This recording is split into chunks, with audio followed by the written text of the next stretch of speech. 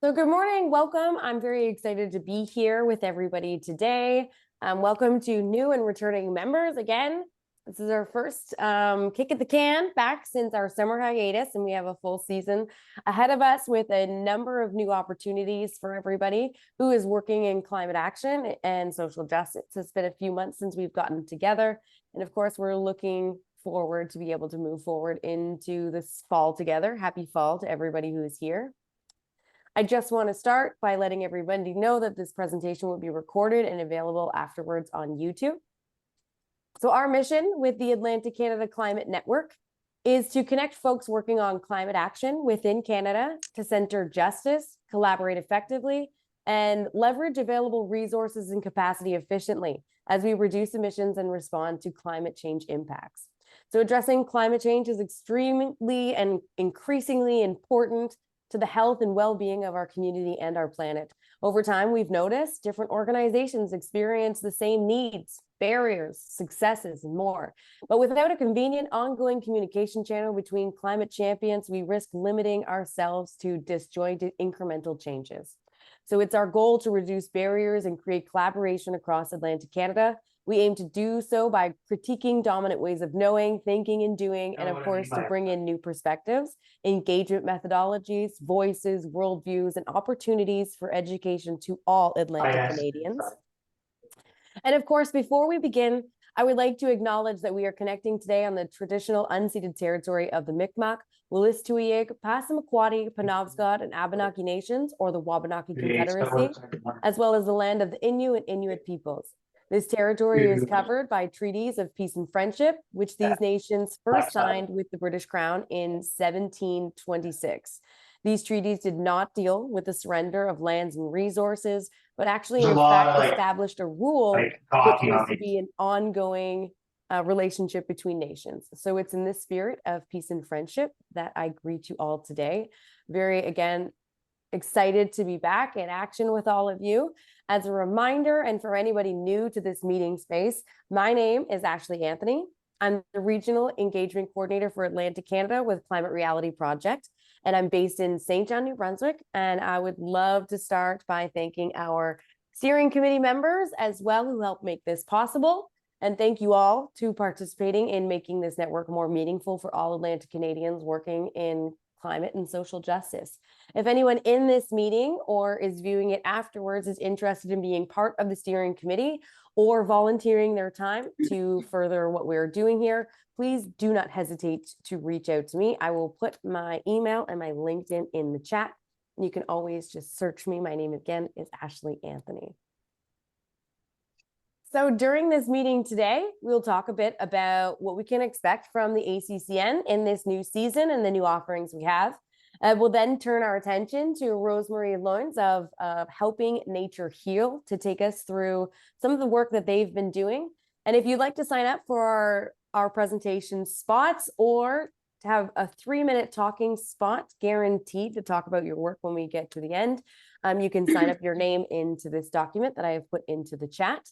All of the links that I share throughout the chat will also be included, and anything that you share will be included in our post email. So if you're not on our email, please make sure to leave your contact information in the chat, or you can visit our website at atlanticcanadaclimatenetwork.ca and sign up there to be part of our mailing list.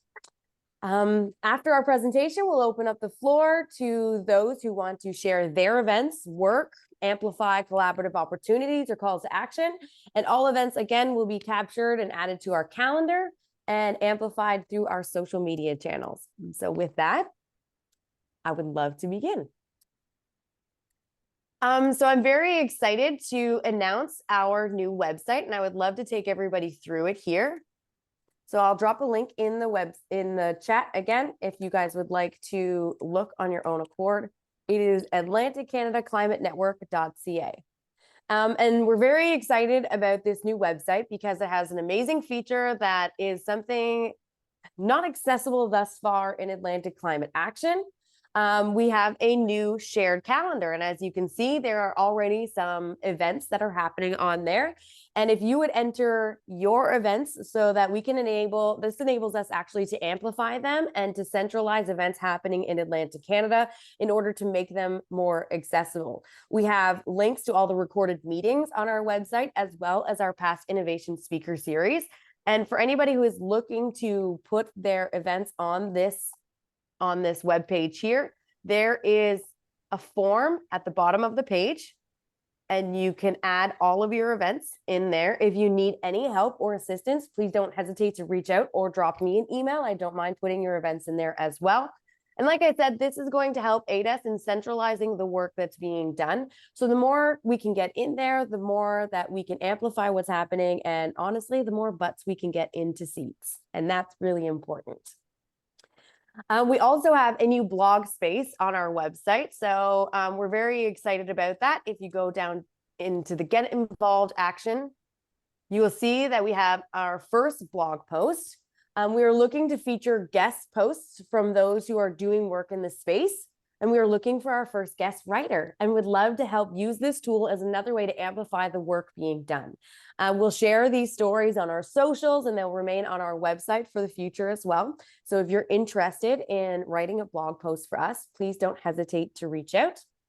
We also have some services here that we would love to identify for people that are looking for help. So we're looking to engage and mobilize community and grassroots organizations and groups. So we want to support those on the ground and help unite municipalities across the region. So if you're a part of a local grassroots or community group and are looking for support in organizing, locating or amplifying resources, mobilization, or education efforts, please reach out. We offer a number of services, including hosting Zoom meetings and helping amplify the work that you're doing through our mailing lists and social media channels. And we would really like to understand who else is working in the space. And if you'd like us to directly link a resource, tool, or web page to our website here, as you can see, we have a number of things, including the Climate Atlantic networking map and the adaptation library. Please reach out to us. It's our mission to make climate action accessible. And if you have pages, tools, and resources that can help further other people's work, we want to amplify what you're doing and include it on our website here. So don't hesitate to drop us a line. In addition to all of these wonderful new things that are happening within the network, and obviously we're growing, we also have a podcast underway. So we're in the process of building a podcast, and we're looking to capture Atlantic climate and social justice champions and initiatives. So if you're interested in being a guest on this podcast, please don't hesitate to reach out. We would love to feature your story or to feature the projects and the work that you're doing, and ensure that we are amplifying not even just in Atlantic Canada, but pan-Canadian, all of the work that's happening in Atlantic Canada. And then something that is also underway is a members forum. So another space to build relationships and share resources. Climate Reality Project is looking to open up access to their international community to Atlantic Canada Climate Network members. This is an already established community that features news from across the spectrum of those working in climate action and social justice, and allows for continued engagement with local climate groups, subject matter experts, and those working in the space. We're very excited for this to happen, because before this, it was kind of only a members only thing. And this will allow all of us to connect on more of a dynamic level, not even just within Atlantic Canada, but within the pan-Canadian territory and beyond.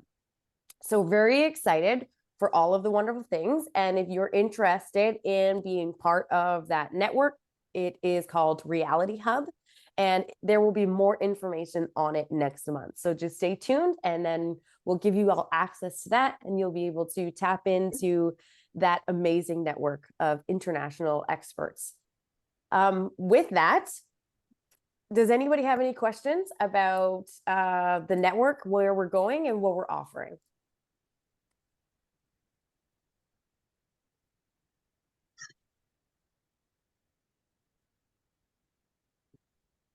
Well, wonderful. If you do, don't. Oh, Andrew, of course, please. Yeah, I just wanted to mention about the Innovation Speaker Series, which we just hosted our our second one a couple of weeks ago with raging success. And we have a really cool one coming up in October. I think it's the 12th. And it will be a gentleman named Tim Cairns.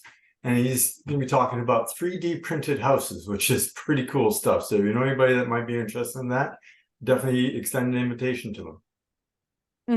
And you can find all of our speaker series, including our past speaker series. So this is going to be our third edition.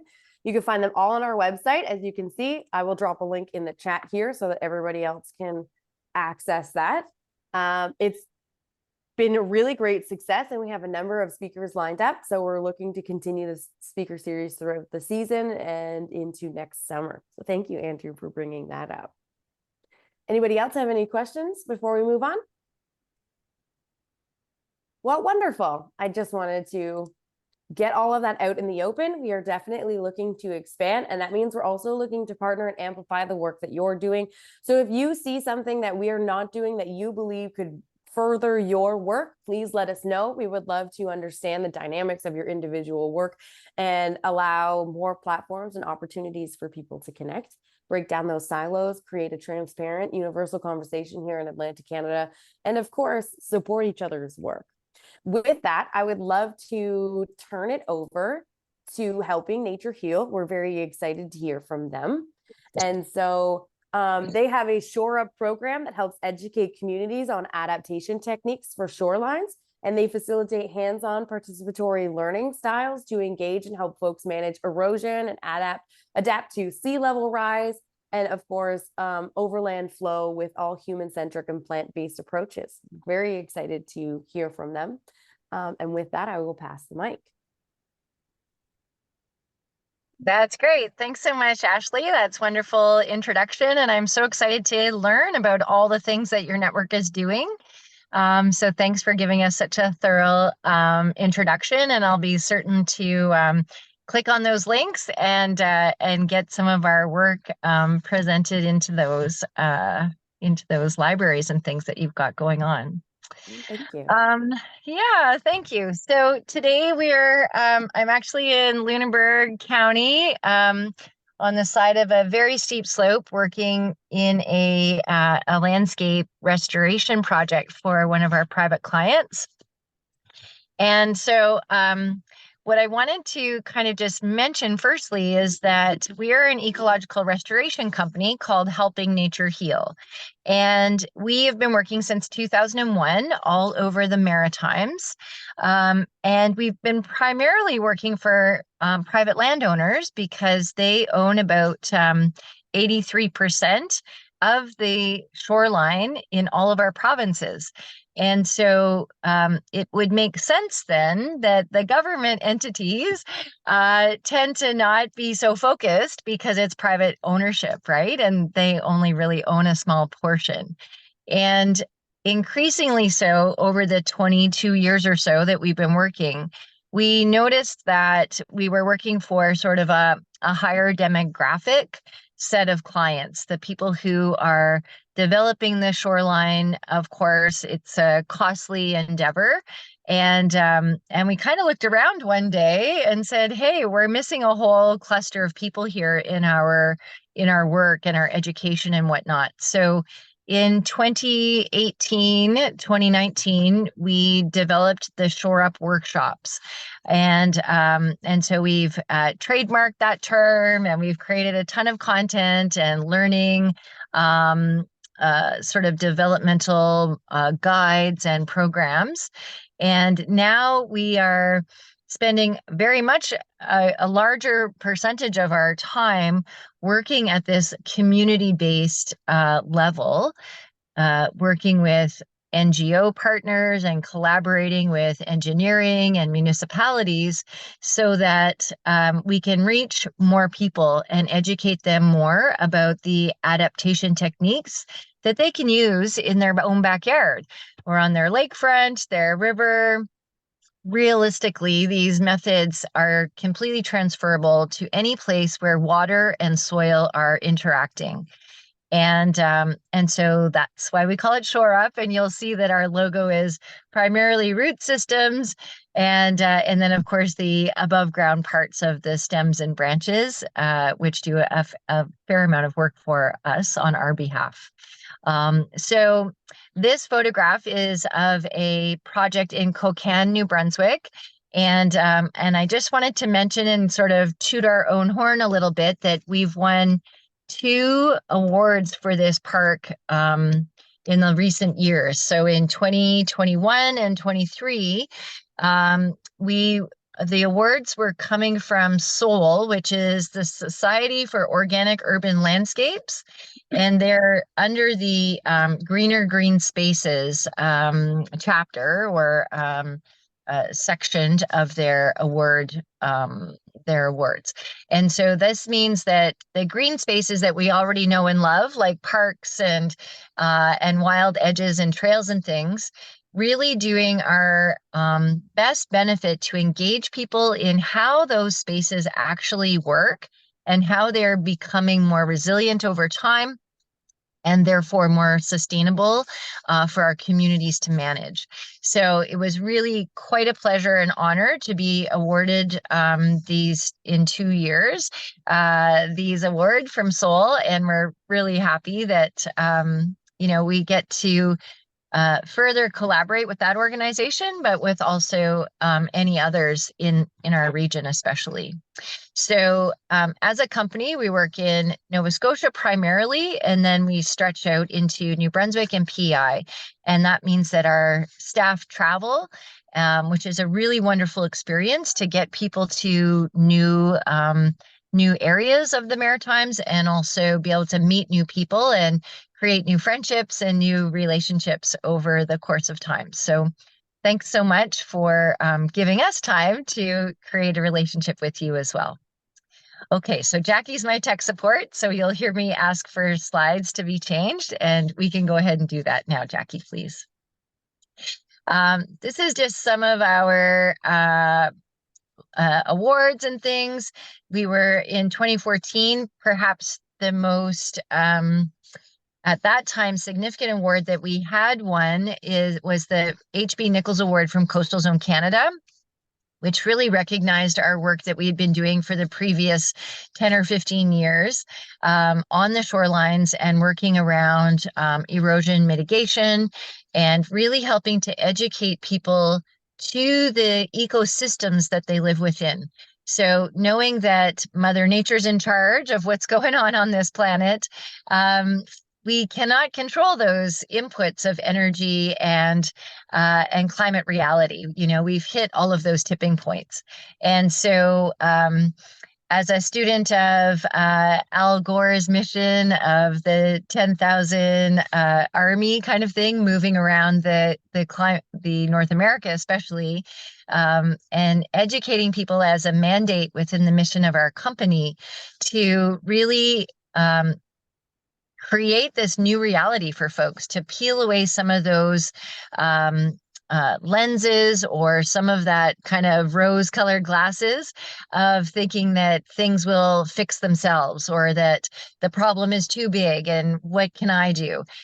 Which really the reality of is that everything is beneficial, even if it's a small scale community project. It's really about the impact of small, consistent steps, as opposed to something that's really a massive project, for instance. So I want to really encourage all of you to keep on keeping on. The little things are very valuable, and they do add up over time to make a difference in the bigger picture. So again, thanks for allowing us to demonstrate that.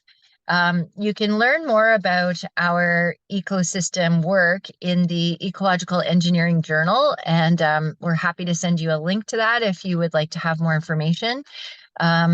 We had a staff member do a master's thesis studying our work. So she spent 3 years studying, testing, gathering data around our work and how effective it is. And so we're happy to have that published in the Ecological Engineering. So do take that up. The other thing that's really recent is that this year we were allowed to, through Eco Canada's organization, be titled as an EP employer.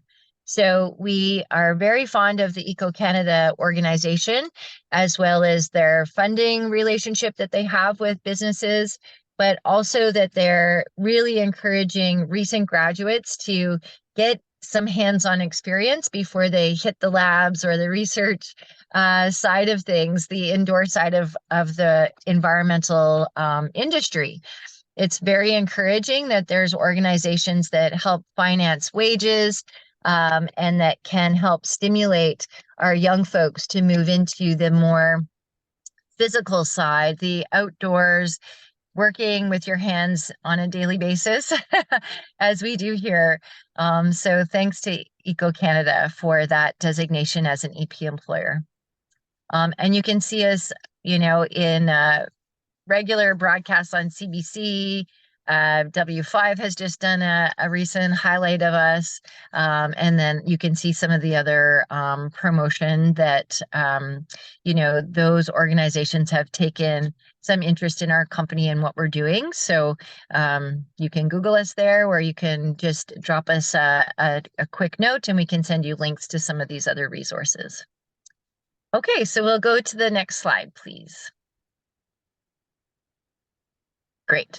So our funding premise is that the plants are here on this planet, as are we. We are connected. We are all parts of nature.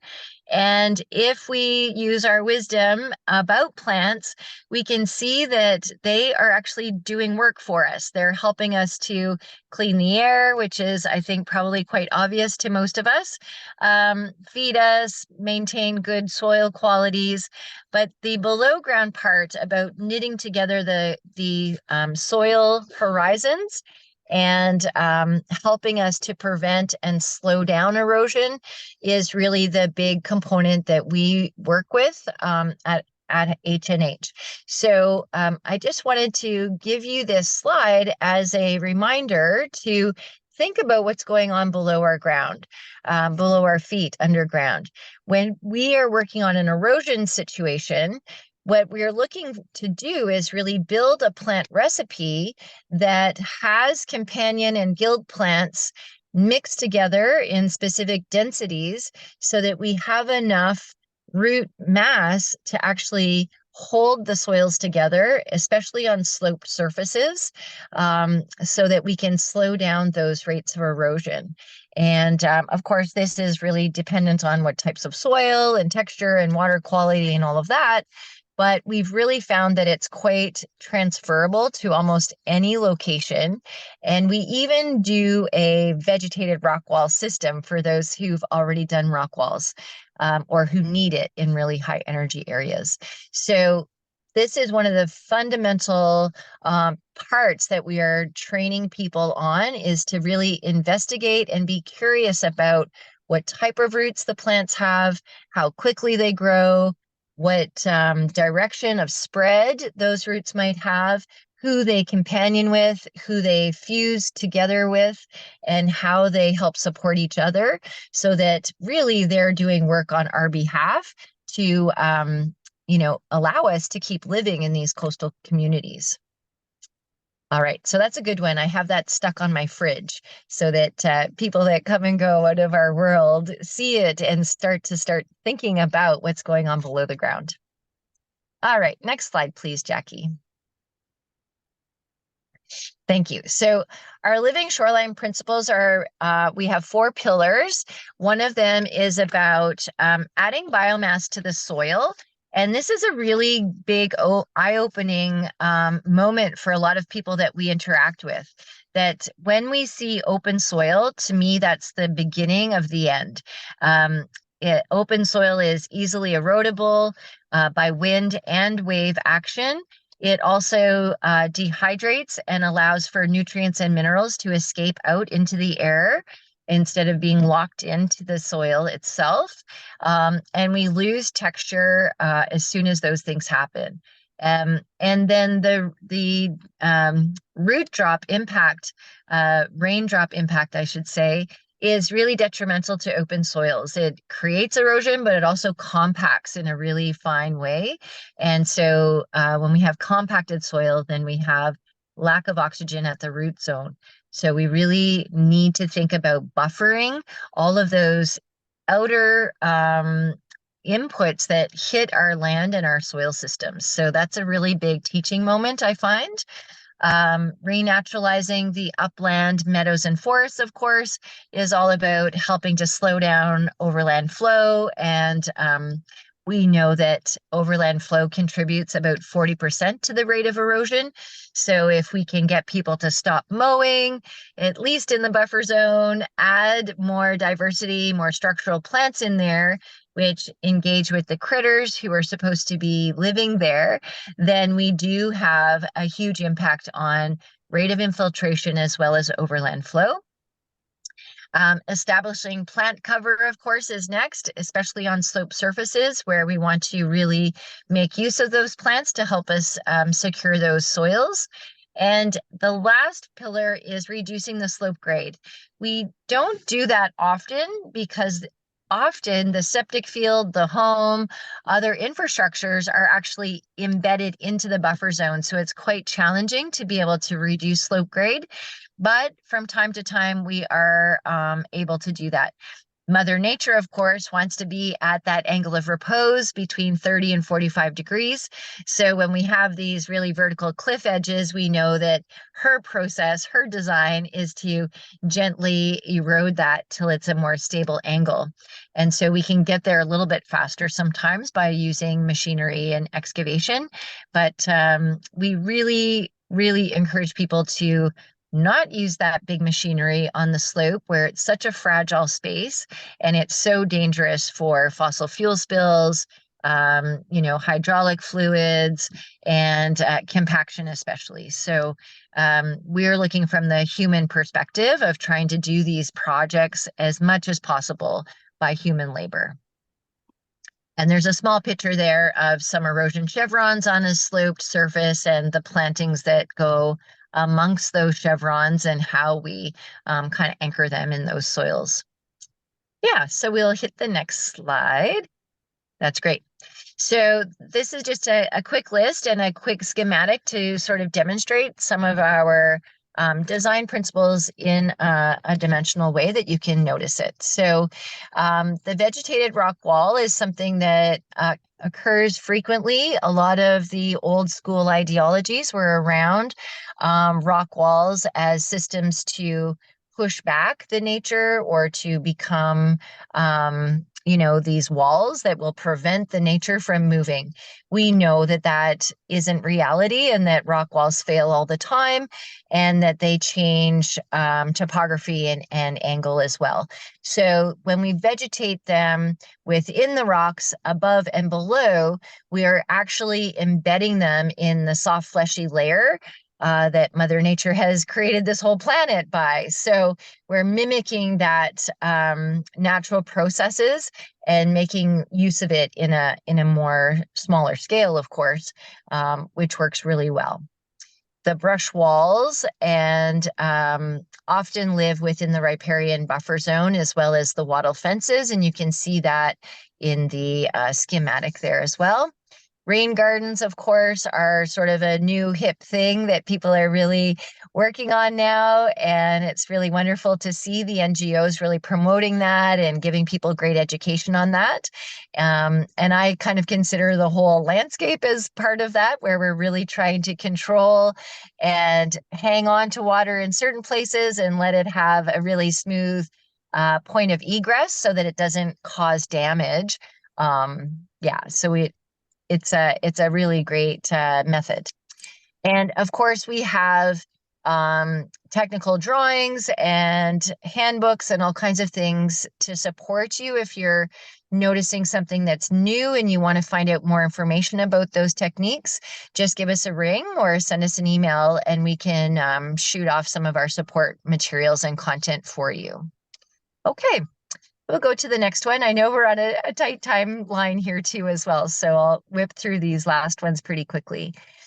So this is a really important set of schematics too. There's the next one. You'll see the difference between what we're calling a wounded ecosystem, where there's sort of the remaining trees that are now in this weird J shape, trying to find their way back up to the sun and keep themselves stable and erect, as well as, shrubberies that may have been mowed down in order to allow for view planes and things. This slide really talks about infiltration rates and rates of runoff, and when we have these weakened ecosystems, how detrimental they are and how they really kind of increase the rate of erosion. So we're always trying to engage with these homeowners and communities about really vegetating those slopes as much as possible and getting out of the buffer zone. And you'll see what I mean with the next schematic, which is quite a big difference, but also, things that are totally manageable. Adding more understory layers, having the ground covers instead of mowing, the whole field or meadow above the water line, really allowing for the vegetation and nature to really do her work there. Mowing pathways instead of the whole lawn, having little ecosystems within the lawn of maybe pollinator meadow or grains and grass plants that you allow to come to fruition. And when we look at the infiltration rates, they're drastically different when we have a working ecosystem than when we have a partial one, of course. The other thing about the canopy cover, which I mentioned with our logo, is that when we have a tight canopy, that raindrop interference is much less. So the drops are actually bouncing off those leaves and stems, rolling down the trunk and the branches, and they really lose a lot of velocity through that momentous movement through that canopy buffer. And so reality is that we don't have to have all of those really big trees if we're looking for view planes and things, but we do need to have that canopy cover. So even if it's a dense shrub layer, perennial layer, that works too. It's just sort of in miniature of this schematic. The idea of porosity of the soil and having that water find its way back into the aquifer, into those underground springs and rivers is really, really vital to our longevity here. So I hope that you take some time after this presentation to go back and have a good look at these schematics, and where possible, please do your best to add more plants into your world. And if you need any information, feel free to stretch out and contact us for sure. All right, we'll go to the next slide. Thank you. So here's some Shore Up participants. The Shore Up field guides that come with each of our opportunities is really a great way for people to take a little piece home of the project and be able to refer back to notes and drawings and design tips and details.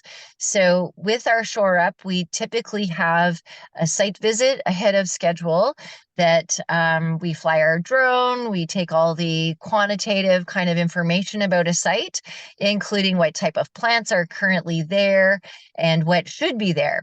What are missing? Is it, are there species at risk or endangered species that are missing from these ecosystems? And can we use the plants to re-nourish the space so that those animals can move back in?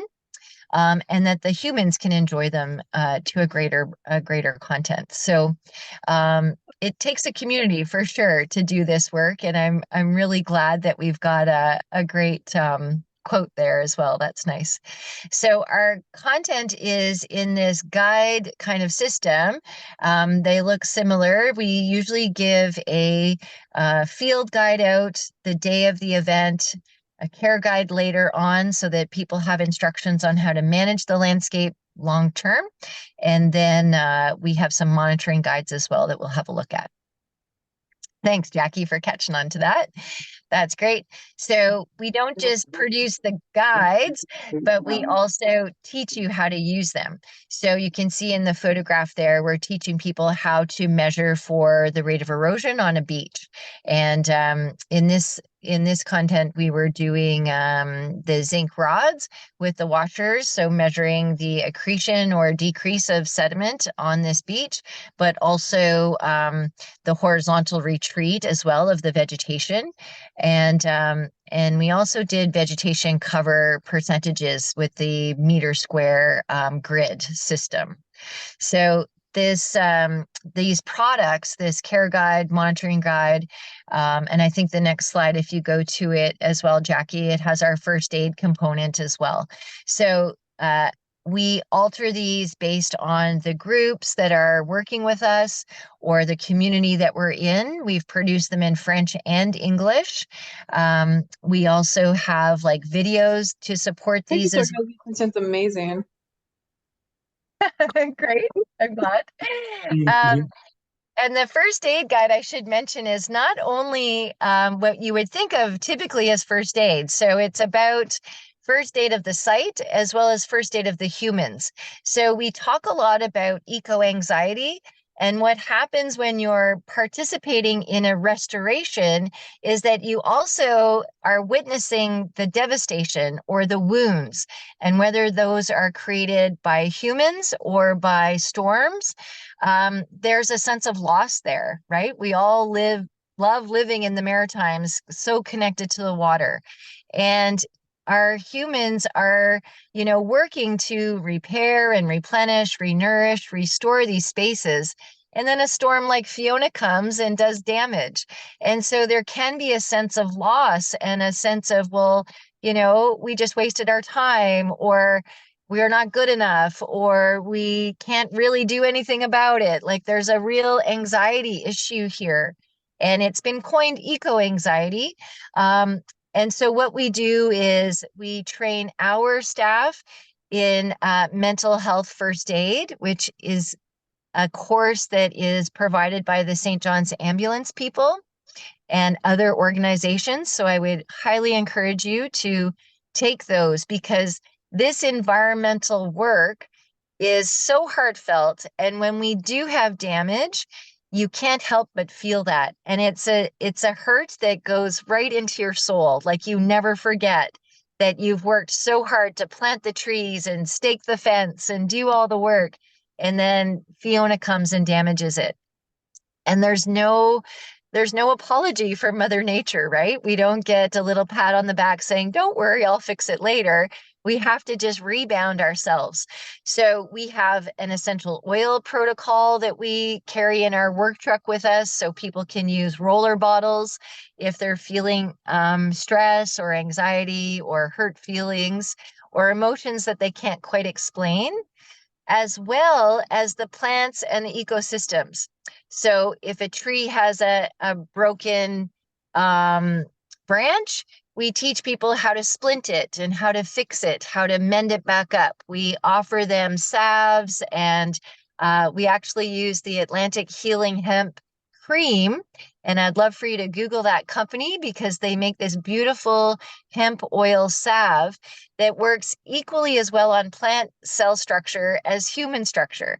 So we put the salve on the wound and we splint it and we wind it up with gauzes and bandages and things, just like you would yourself.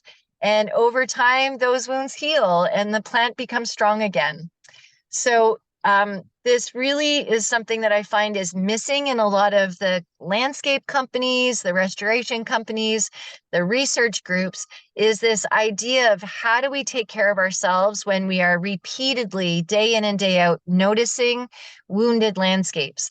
How do we care for our humans so that they come back to work tomorrow, right? And that they don't need to check out and do, other things to mask those feelings, right? Like drinking and drugs and whatever they do, humans have these crazy habits of trying to just mask over stuff. So we want people to live healthy, engaged, participatory lives. And in order to do that, we have to be able to care for them when they feel a wound themselves from these ecological challenges and this crisis that we're sitting in. So if you want more information on that, do connect with us, and I'll help you along. I think it's a good moment to just mention that I also have a lot of education in horticulture as therapy, and we have a Canadian Horticulture Therapy Association here in Canada. So CHTA would be another organization that I would love for you to link into.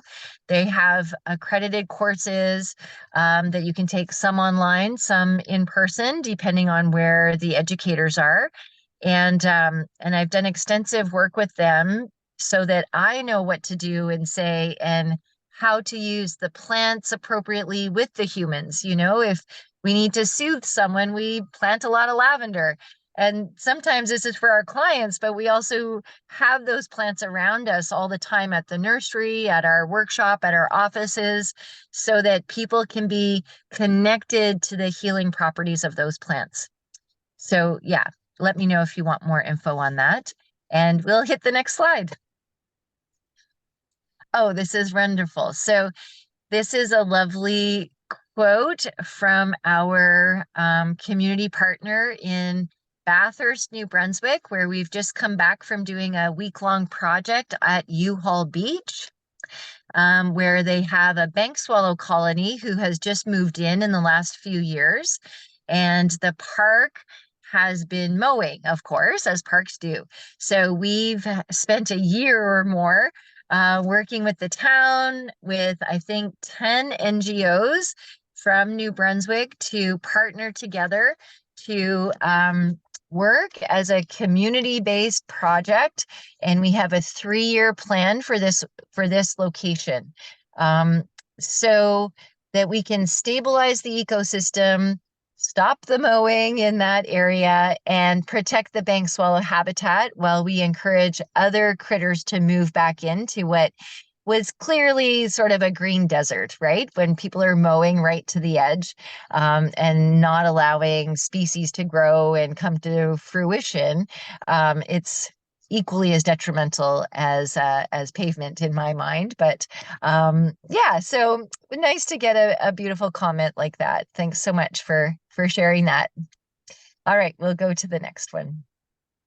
So this is the end of my portion. I think I've probably taken a few more minutes than I was supposed to, but thank you for your kindness and allowing us to present what our Shore Up workshop is. I think the greatest outcomes that we have from Shore Up is really the connectivity between community members. People that would not normally know each other now have a relationship. You know, when they see each other at the grocery store, now they're waving hi and bonding and becoming a tighter, more connected group of folks who are really committed to protecting and restoring our ecosystems. And for me, that's such a great pleasure to see people making friends and working hand in hand on a 3 or 4 day project where it's blood, sweat, and tears and lots of effort. But the outcome of replenishment, renourishment, and the friendships is really something else. So I'm happy to answer questions, or if people are curious about other parts of our company, I'm happy to engage. And again, if you want to call or email us at any time to see if we can do a Shore Up in your community or in one of your projects, then please do reach out, and we're happy to sort things out for you. Thank you so much. That was absolutely spectacular. If anybody has any questions, feel free to unmute yourself, or you can place them in the chat.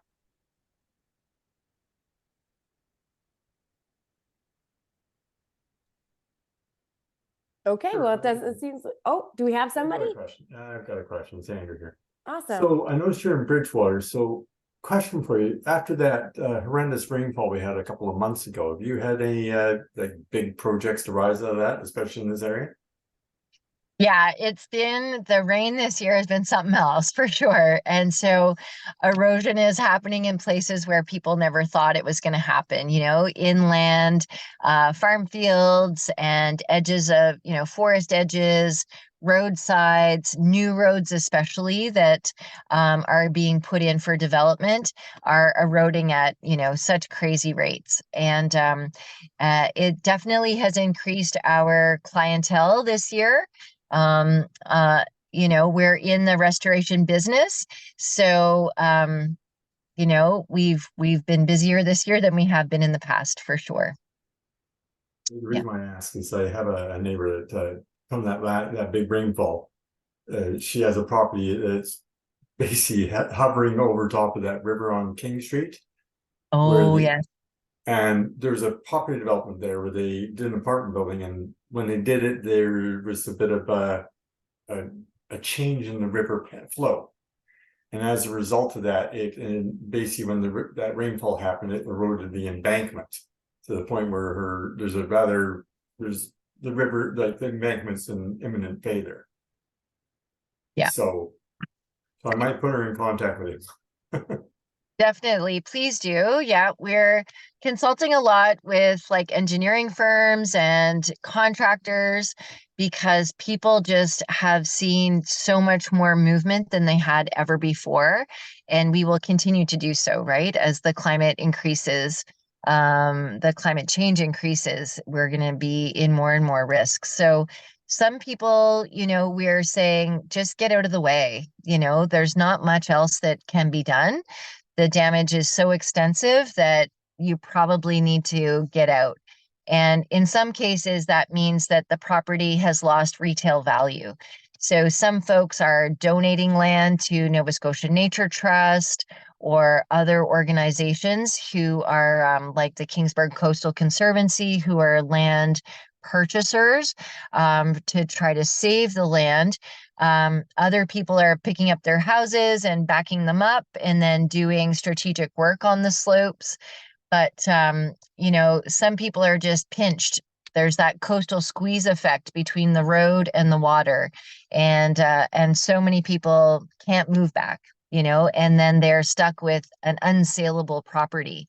So right now we have a very small window where there's still a lot of people that don't believe in climate change, that feel like these are just natural processes and they can carry on purchasing these lands.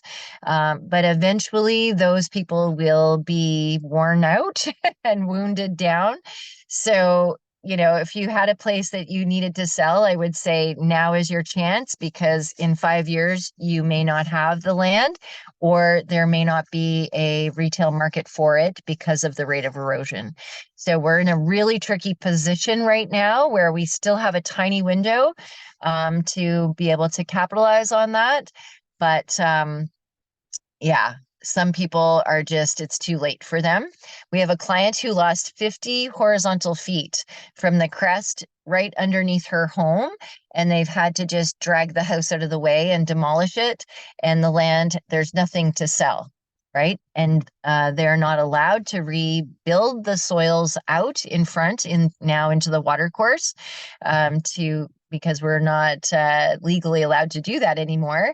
There's no water lots anymore in this time frame. So there's nothing for her to even sell. So the house has been demolished and they just had to walk away. So they've lost that entire investment, including the future, the inheritance to their children, which is quite a sad state to be in. So I would encourage everyone to have a second thought about purchasing coastal properties and what you're going to do with them in the future, for sure. Well, thank you, Rosemarie. We really appreciate your time today. It was absolutely wonderful. I think we've all learned so much from that. Excellent. Well, thanks for the opportunity. And again, whether it's your land or someone or your organization that wants to do a workshop, we are really adept at creating workshops specifically for different groups who might have different challenges than other sites. So do feel free to reach out, and we're happy to create a workshop for you. Thank you. Wonderful. And you'll be able to catch this online on YouTube after we conclude today. So if you'd like to share it with some people that might be interested, there will be the option to do that. Now, we only have a few minutes left, and I did want to open up the floor to everybody. If you have events or anything to share with the group that you'd like to amplify, now is a wonderful choice and time.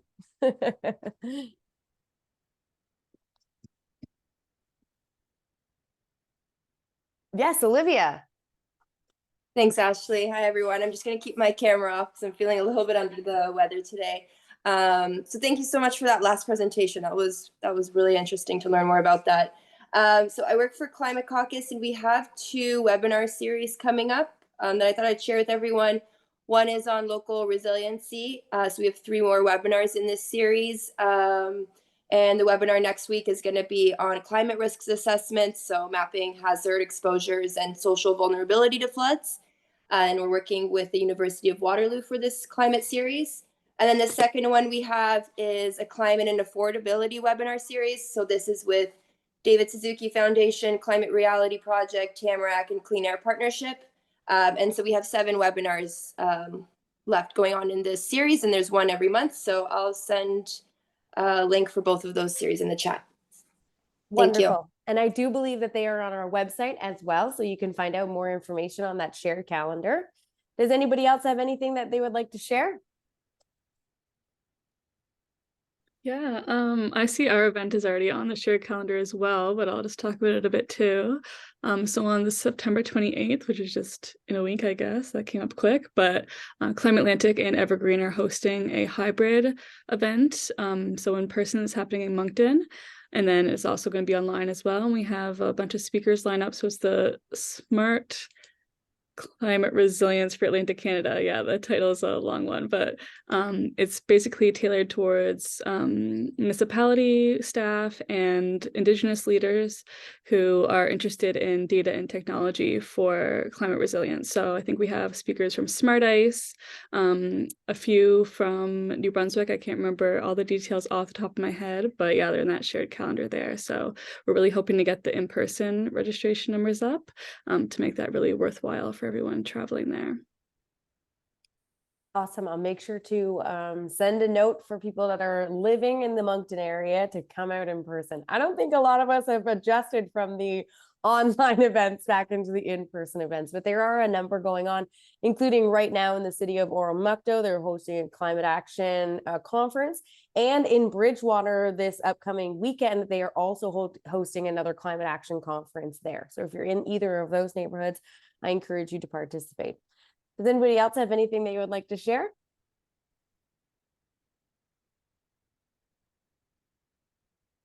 Well, I do have a few notes before we leave that I would like to share about upcoming events here. And if you just give me a moment, of course, I'm going to bring up what Andrew was saying before, which is our Innovation Speaker Series. We do have Tim Perrin coming in, and you can find the information here at the bottom. So if you just click, it will bring you to all of the information and into our Eventbrite. Now, Tim Perrin is actually going to be talking about 3D printing homes. They're looking to start 2 small communities, one in Moncton and one in St. John. And they've come up with a technology, because if you know anything about 3D printing, they usually use cement, but they've come up with natural polymers. So he's going to be talking about how they're 3D printing essentially wood homes. Pretty interesting. And do keep ahead on the Innovation Speaker Series, because we have new people coming every single month, and we're very excited to announce those. In addition to those meetings, though, we've started something called Green Ink.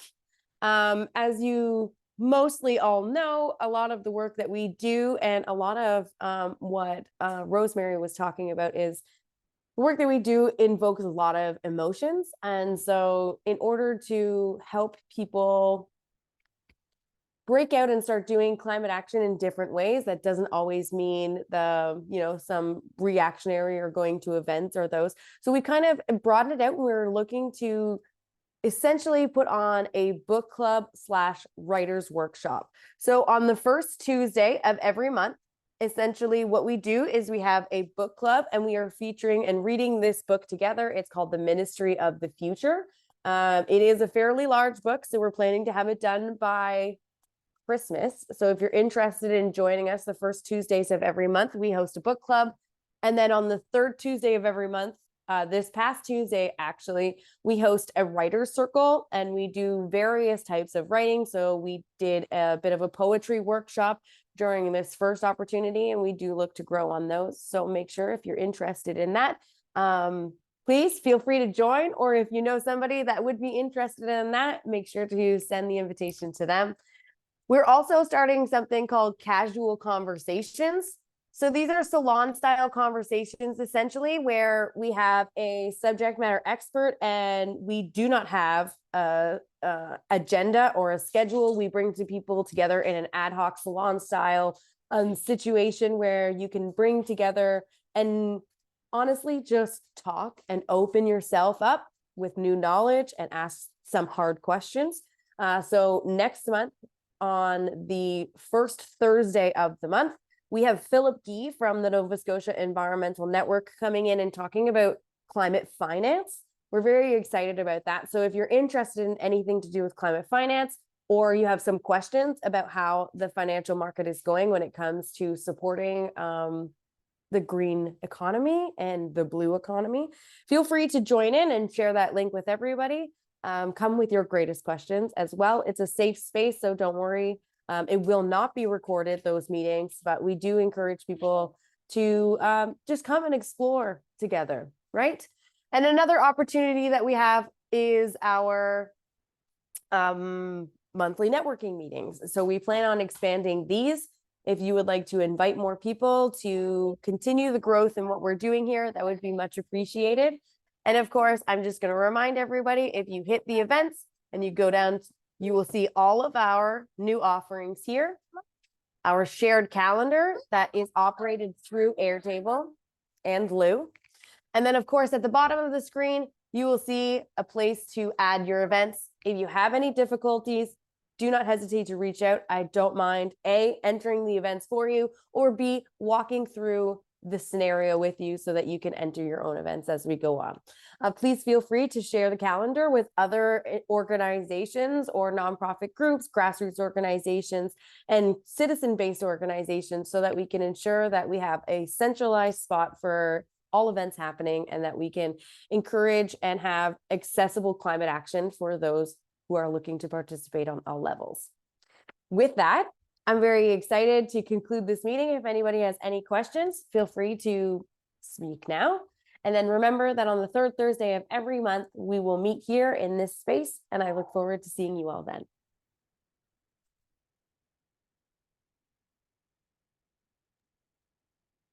Hold the lines.